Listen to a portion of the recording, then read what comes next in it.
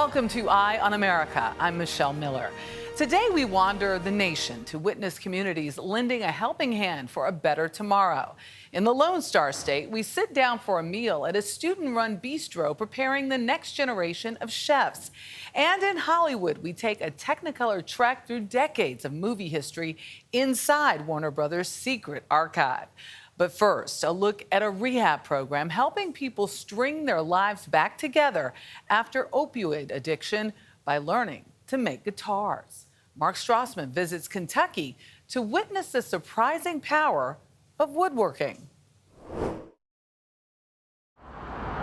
Hindman, Kentucky, an outpost in Appalachia.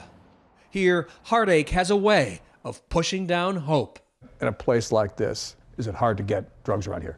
Yeah, you could go about anywhere and find anything you was looking for. Nathan Smith's drug addictions took 20 years of his life. Painkillers after a work accident got his spiral started. Then, crystal meth. I knew that if something didn't happen, that I was either going to wind up in prison or I was going to be dead. Along Troublesome Creek, that's its real name. Hindman's nearly 700 people live in one of America's poorest counties. Its overdose rate nearly triples the national average. It's a crisis here. Doug Naselroad runs a county rehab program for former drug users. A dozen employees, all recovering addicts.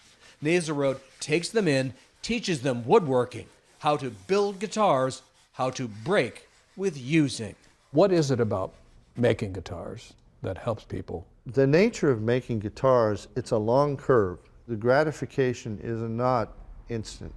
Opposite of drugs. Opposite of drugs. You have to commit a lot of labor-intensive hours to building a guitar. Since 2012, more than 200 recovering drug addicts have come through this program. They've built hundreds of string instruments sold to music stores across the country. The program's success rate, 71%. 71% success rate is also a 29% failure rate. Not everyone can succeed. Some people are just not able to break free. You have to sand this. Smith has rebuilt his life here, clean, for the last 5 years. Everybody deserves a second chance, and all of us that got a second chance have turned our life around. A guitar shop, stringing together stories of hope. Turning now to the environment. You know the term reduce, reuse, recycle, but composting could have a significant impact too. Americans waste about 60 million tons of food every year. Lilia Luciano gets her hands dirty with one New York City man creating composting opportunities in the concrete jungle. Growing up in New York City's public housing, Domingo Morales was more focused on his personal sustainability than that of the environment. I was in and out of foster care. It was just about, making money, how to get the next job. But his perspective turned around when he took a job composting on a community farm in Brooklyn. We went 3 times a week to shovel, to shovel, to shovel. And then a couple months after, we were sifting finished compost and they allowed us to apply finished compost to the farm. And I'm like, whoa, you can recycle food waste. That aha moment for Morales prompted him to get his hands dirty and gain a better understanding of the art of composting. That's good. The nutrient-rich combination of food scraps and yard waste is like a meal for garden soil, which then feeds and nourishes plants. It also reduces methane emissions by keeping food out of landfills. So you were kind of moving dirt, not sure what you were doing, and suddenly you were able to see the connection from that pile to here, to the farm. It just made sense to me. It clicked. It's like recycling plastic, I still don't get it. Recycling metal, I still don't get it. I know what happens with compost. Morales teamed up with the nonprofit Green City Force and the New York City Housing Authority to form Compost Power, an initiative building up composting efforts in public housing communities. Once a week, we'll come and we'll actually aerate this pile. His human-powered system requires several people to turn piles of waste in 3 different stages of decomposition. It is physical work, but you won't hear any complaints from his team. It was basically like a workout session for me. I'm trying to show that small-scale composting can change behavior, but on top of that, I'm trying to show that it's possible in the communities that historically people said it wasn't. Compost Power isn't alone in its mission. New York City has earmarked $2.7 million to roll out compost collection bins throughout the borough of Queens. I love that I don't have to buy a lot of trash bags anymore. So residents like Jasmine McPherson can put food and yard waste out with their trash and recycling. Once you start properly throwing away your waste, you'll see a reduction in how much money you consciously spend because you're seeing what you're throwing away, what you're not eating. Back in Brooklyn, Morales is busy feeding a balanced diet to his miniature special agents, fungi, bacteria, and insects, which he calls the FBI. It's 1 part nitrogen-packed greens from food scraps and 3 parts carbon-heavy materials. So we got wood chips here. The whole process takes up to 6 weeks. Sifting table is basically where you finalize the compost. And the finished compost then feeds the vibrant farm in the heart of this community. Compost is a big, important part for what we do. We need them more than they need us. What grows there is free for residents. At one farm stand, we had cucumbers that were longer than 12 inches, oversized red radishes, the eggplants, they were gigantic. And they bring their food scraps in exchange, which along with the farm waste replenishes the compost pile. If we can show that in a large community like this, we can make it a culture, no one has an excuse. He says if you can compost here, you can compost anywhere. Switching gears now from food waste to food service, we show you how high school students are learning the ins and outs of the restaurant business. That story's next.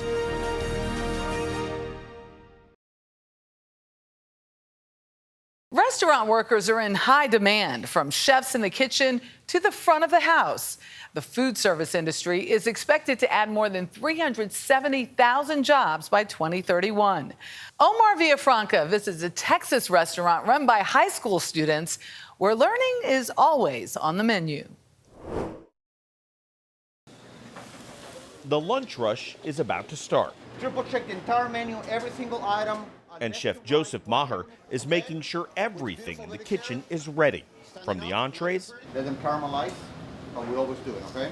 to the properly seasoned side dishes. This in here, there's oil, salt, and pepper on the cipolinis and the carrots. While out on the floor, Connor, are you on butter duty? Oh my goodness, you are a mind reader. Chef Victoria Hooker is reminding servers to greet the hungry customers with warm bread.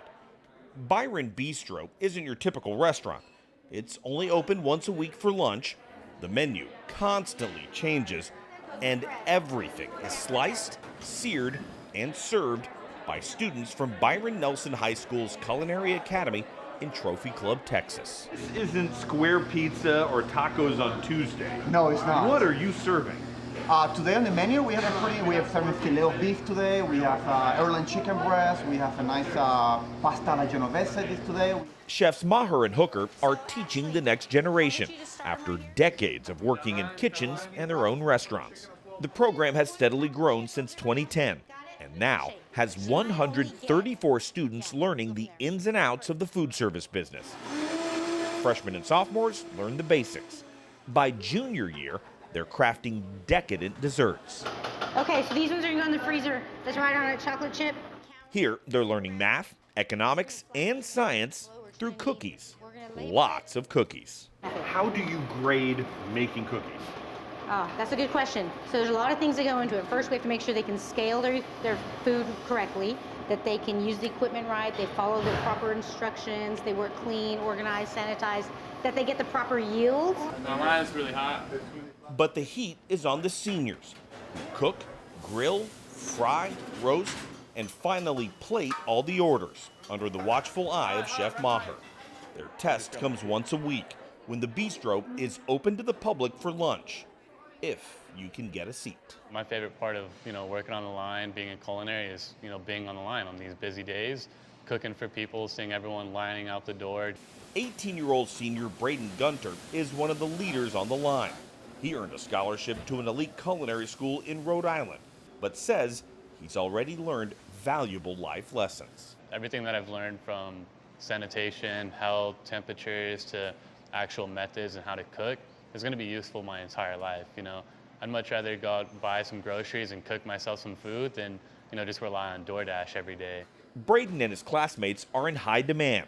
Restaurateurs like Ron Jankowski, owner of the Brass Tap in nearby Roanoke, have started hiring more qualified candidates from the program. How important is it to have a new employee with even just basic knowledge of how a kitchen runs? It's extremely helpful. Since I have been so short-staffed, my interviewing process has basically been, here's a mirror, can you fog it up? You're hired.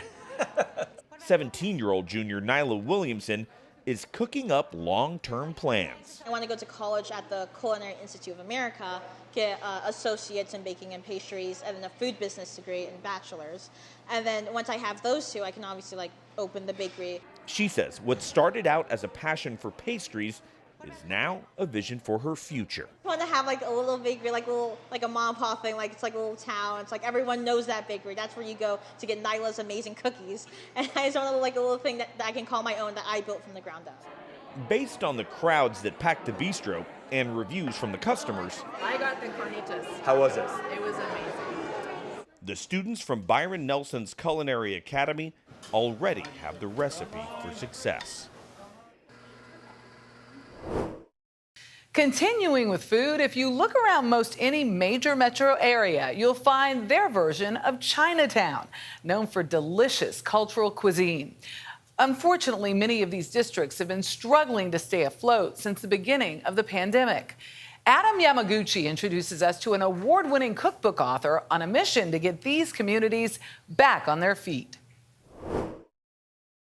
I always have to hide my walks from my husband because I have too many walks. Are you going to tell us how many walks? No, I can't disclose that.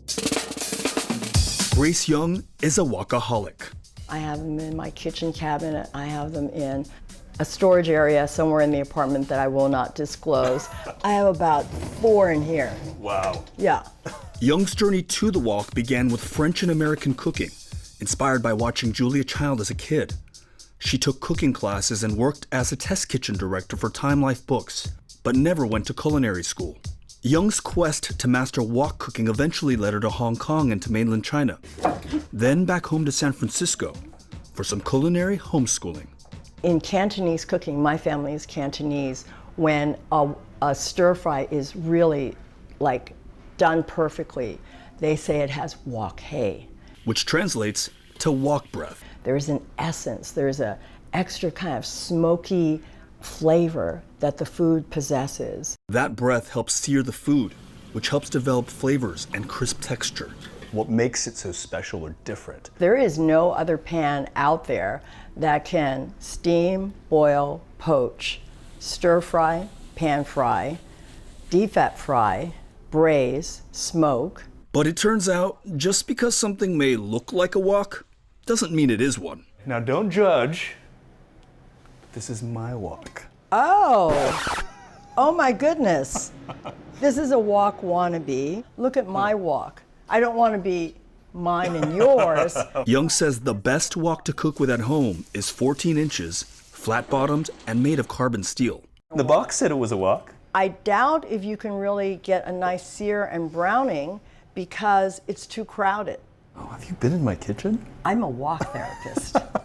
Once you get the right kind of wok, elbow grease. This is intense. The real work begins. Seasoning the pan and developing a coating called a patina. Every single time you cook with the wok, the pores of the metal are opening and that oil is coating it and literally burning into the wok. And what happens is polymerization, and that patina is your natural nonstick coating. Wow. We make tomato beef, a special recipe she learned from her parents and published in her first book, The Wisdom of the Chinese Kitchen. Just like my parents used to make. The traditional Chinese cooking vessel is more than just cookware.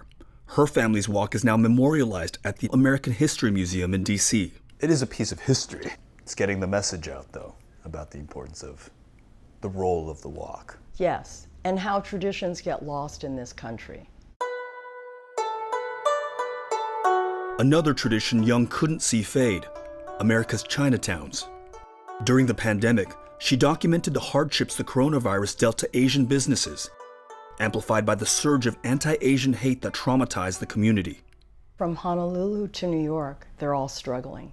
All of them report less foot traffic. Even now, post-pandemic. Oh yeah.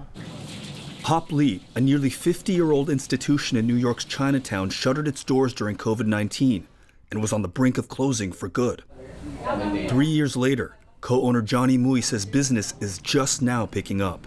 We can see the really big difference. People waiting to sit down. She's a little bit of a celebrity around here. What has she done for Chinatown? She helped me a lot, Grace. Such my angel. Young has provided nearly $150,000 for Chinatowns across the country. You know, I know you said that things aren't back yet, but it must warm your heart to see people starting to line the streets again. Absolutely. And I really believe Chinatown will come back, but it won't come back unless everyone shows up. For Young, the stakes are more than just about the walk, but about preserving the history and traditions that have formed the very uniquely American patina.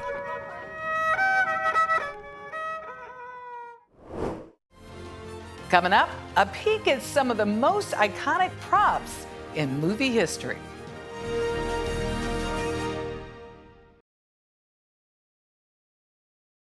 We close our show in a secret location for a tour of Hollywood history.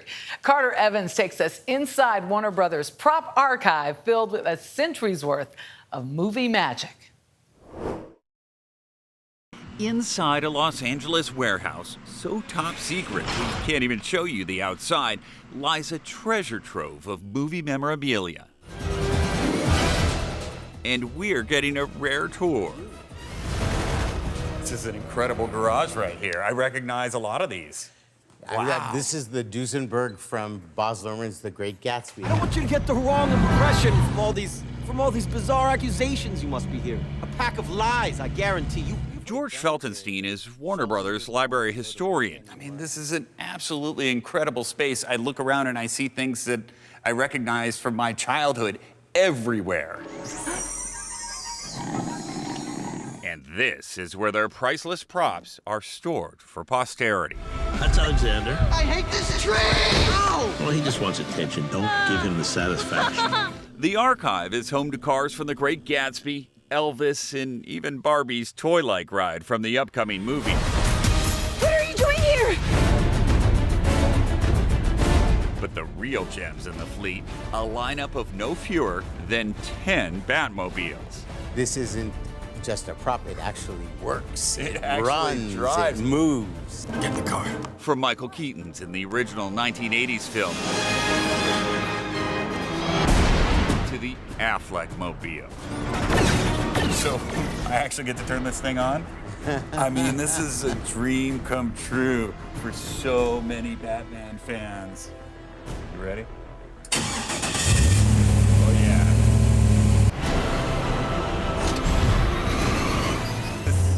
Amazing. The archive is still a working prop house, renting out items for productions, but some are too precious, too fragile, or too unique to ever consider reusing. This was Vanessa Redgrave's dress as Guinevere in the wedding scene of Camelot, which was released in 1967. This was a huge budget, big, important production, so there was no expense spared in making sure everything looked as beautiful and sumptuous as it could be. The archive also offers a peek behind the scenes, production notes, music scores, and scripts. This is the original editor's script for Casablanca. You can see it's typewritten, the pages are a little frayed. These priceless documents share space with an estimated 100,000 costumes, and it's here that the connection with the movies of the Warner Brothers' vast catalog really begins to feel intimate. What we're looking at here is our classics wall, so everything before the 1970s. Outfits worn by some of the most famous icons. Lucille Ball. Lucille Ball, Ingrid Bergman from Casablanca. Is looking at you, kid. This is like walking through time. Yeah, very much so. Matt Truex is an archivist in this vast vault. Pulled out a cool surprise for you over here. Now, as a child of the 70s, this one really brought me back. Well, I heard you, like me, are a Superman fan. Yes. Is this from the first movie? This is from the first movie. You can check out the tag here. It says Christopher Reeve. And here's what Lois Lane wore on their first date. This is her falling out of the helicopter. It's Christopher Reeve catching her, and you've got me. Who's got you? All of these props and costumes, especially the ones from the Golden Age, seem like part of a bygone era. What amazes me is what they were able to achieve 80 years ago with such limited technology. All of it preserved here, a testament to a century of filmmaking, countless directors, actors, prop crafters, and costume departments, all collaborating to connect with generations of audiences. Where you going, Ed? For more stories like these and live coverage of breaking news 24/7, stream us right here on CBS News. I'm Michelle Miller. Thank you for watching Eye on America. This episode of Eye on America is sponsored by Prudential. Plan, invest, insure. Retire with Prudential.